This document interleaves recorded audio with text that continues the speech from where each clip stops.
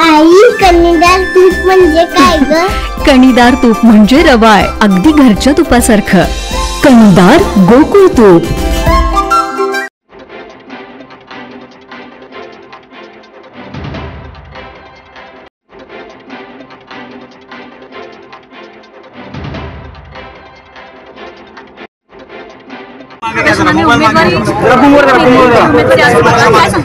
कोल्हापूर जिल्ह्यामध्ये जनतेमध्ये प्रचंड उत्साह आहे.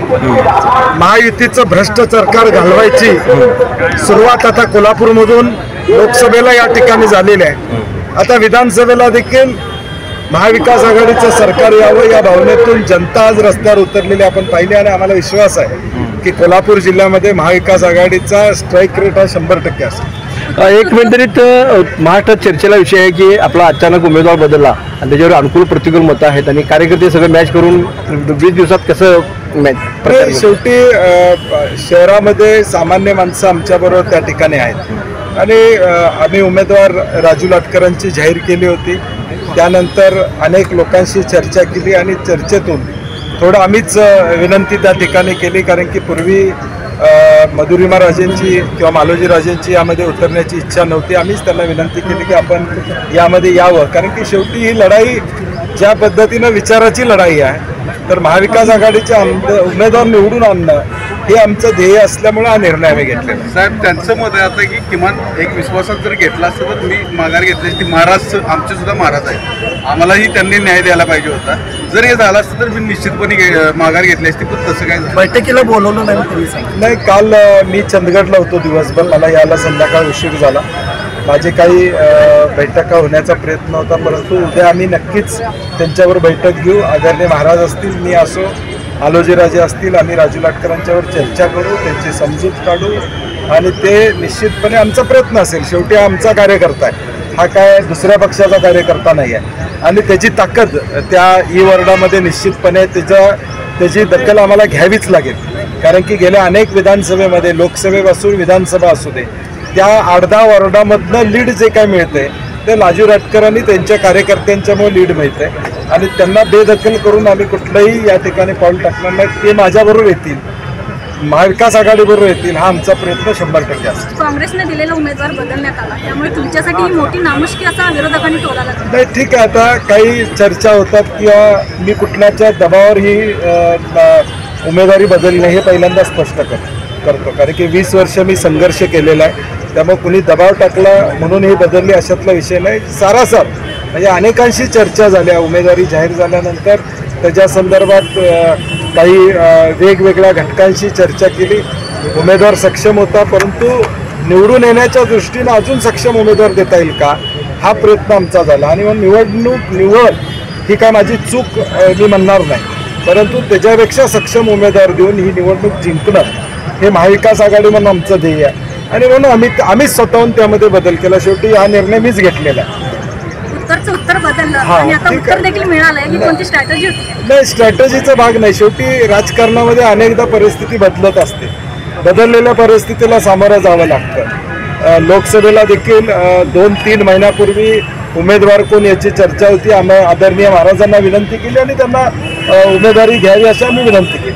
राजकारणामध्ये अनेकदा वेगवेगळ्या घटना घडत असतात आणि म्हणून त्याचा विपर्यास न करता ठीक आहे, थोडं हे पेपरबाजी वगैरे व्हायला नको पाहिजे होती, हे मला मान्य आहे. कारण की काँग्रेस पक्ष, महाविकास आघाडी म्हणून ज्यांनी पेपरबाजी केली त्यांनी येऊन खाजगीत जर या गोष्टी सांगितल्या असत्या तर संयुक्तिक झाला असतं. ठीक आहे, परंतु कार्यकर्त्यांचा उत्साह या सगळ्या गोष्टी होत असतात आणि म्हणून आम्ही आणि मालोजीराजे राजू लाटकरांची उमेदवारी फायनल करताना सुद्धा आम्ही दोघांनीच ती फायनल केली होती आणि म्हणून आता थोडा संदर्भ बदलले आणि आम्ही मधुरिमा राजेंचं नाव फायनल केलेलं आहे. त्यामुळे तुम्ही निश्चिंत राहा, जनता आमच्यावर असणार आहे. प्रचाराला कमी वेळ आहे. दक्षिणमध्ये कसं वाटतं? दक्षिणमध्ये अत्यंत चांगलं वातावरण आहे, काही अडचण नाही. तर प्रचाराला कमी वेळ आहे. आपले स्टार प्रचारक किंवा कसं नियोजन आहे? शेवटी राज्यामध्ये एकाच वेळी मतदान होतं, लोकसभेला 7 टप्प्यात मतदान होतं, त्यामुळे अनेक नेते आले. परंतु आमच्या काँग्रेस पक्षाचे ज्येष्ठ नेते असतील, शिवसेनेचे असतील, राष्ट्रवादीचे असतील, आता आज फॉर्म भरून झाल्यानंतर उद्यापासून आम्ही त्याच्या पाठीमागे लागणार आहे. आणि 3 दिवस दिवाळी आहे, आणि दिवाळीनंतर मग या सगळ्या गोष्टीला रंग भरेल. उत्तरची उमेदवार झाल्यानंतर अनेक नगरसेवकांनी नाराजी दाखवली होती, पण आता उमेदवार बदलल्यानंतर नाराजी दूर झाली आहे का? नाही, अजून माझी त्यांच्याशी चर्चा नाही. ठीक आहे. इंडिया आघाडी आणि महाविकास आघाडीच्या माध्यमातून राष्ट्रीय काँग्रेस पक्षाच्या वतीनं आज उमेदवारी अर्ज मी इथं बघायला आलेलो आहे. मला निश्चितपणे खात्री आहे दक्षिण मतदारसंघ हा नेहमीच आम्हा सगळ्यांच्या पाठीमागे राहिलेला आहे आणि मग या 5 वर्षांमध्ये आदरणीय सतेज पाटील साहेबांच्या नेतृत्वाखाली सातत्यानं सर्व लोकांची आणि सर्व घटकांची सेवा करायचा प्रयत्न सातत्यानं माझ्यासारख्या कार्यकर्त्यांना केलेला आहे. मला विश्वास आहे आज मोठ्या संख्येनं लोक अर्ज भरायला इथं आलेले आहेत आणि मग खऱ्या अर्थानं दक्षिणचं प्रेम, दक्षिणचा आशीर्वाद हा माझ्यासारख्या तरुणावर नेहमी राहिलेला आहे आणि इथून पुढे देखील या निवडणुकीत ताकदीने उभा राहतील हा विश्वास मला.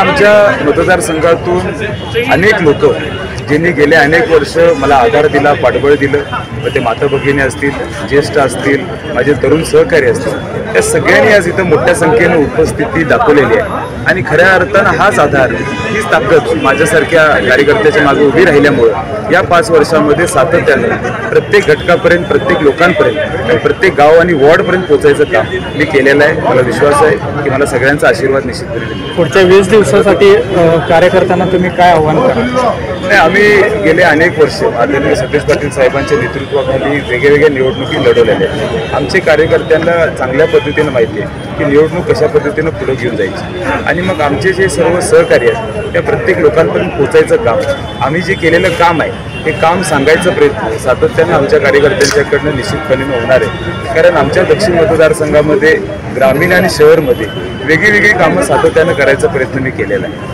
युवकांसाठी ग्राउंड असेल, अभ्यासिका असेल, ज्येष्ठांसाठी विरुंगळा केंद्र असेल किंवा प्रॉपर्टी कार्डची कामं असतील, श्रावणबाळ असेल किंवा शाळेच्या माध्यमातून जिल्हा परिषदेच्या शाळा हे एक मॉडेल स्कूल म्हणून उभा करायचा प्रयत्न मी केलेला आहे आणि मग मला विश्वास आहे की प्रत्येक भागामध्ये चांगल्या पद्धतीची कामं आम्ही सगळेजणांनी ताकदीनं उभा केलेली आहेत आणि येणाऱ्या काळामध्ये देखील अजून डेव्हलपमेंट आमच्या दक्षिण मतदारसंघामध्ये मी करत आहे. विरोधकांच्या आव्हानाकडे कसं पाहता तुम्ही? कारण महाडी गटातले अनेक कार्यकर्त्यांचं आमदार सतेज पाटील गटात इन्कमिंग सुरू आहे, अनेक कार्यकर्ते त्यांना सोडून आपल्याकडे नाही. आदरणीय सतेज पाटील साहेबांचा इतिहास मोठा आहे. 2004 पासून प्रत्येक निवडणुकीमध्ये आमचे कार्यकर्त्यांची संख्या वाढत चाललेली आहे. कार्यकर्त्यांचं प्रेम त्यांच्यावर नेहमीच आहे. प्रत्येक कार्यकर्त्याला आधार देण्याचा प्रयत्न आदरणीय बंटी साहेबांनी गेले अनेक वर्ष केला आणि मग लोकांना विश्वास आहे की ज्या पद्धतीनं आम्ही लोकांच्या मध्ये राहून काम करतो, लोकांची सेवा करतो, लोकांना आधार देण्याचा प्रयत्न करतो, मग विविध वेगवेगळे माध्यम आहेत त्या माध्यमातून लोकांना मदत करतो आणि मग हा विश्वास लोकांना असल्यामुळं आणि मी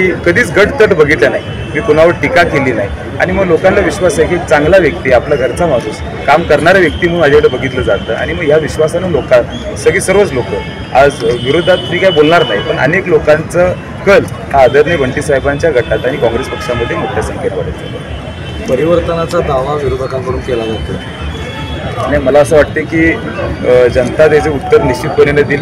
मागच्या निवडणुकीमध्ये देखील जनतेनं उत्तर दिलेलं आहे आणि जनता आमच्यासोबत आहे. ही निवडणूक जनतेची आहे आणि निश्चितपणे आम्ही सगळेजण ताकदीनं ही निवडणूक लढवणार.